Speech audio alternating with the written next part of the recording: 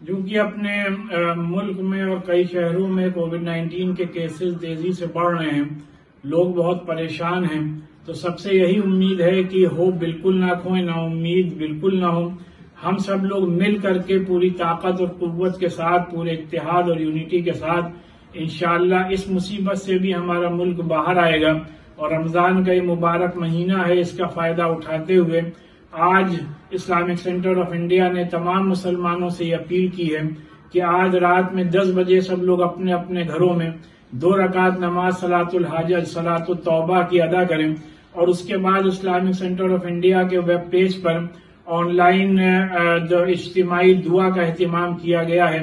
سب لوگ اس دعا میں اپنے اپنے گھروں سے آن لائن شریک ہوں، اور ہم سب لوگ مل کر اللہ سے یہ دعا کریں گے کہ اللہ ہمارے ملک سے اور پوری دنیا سے اس بیماری کا ہمیشہ ہمیشہ کے لیے خاتمہ کر دے۔ ہمیں پوری امید ہے کہ رمضان کے مبارک مہینے میں جو کہ اللہ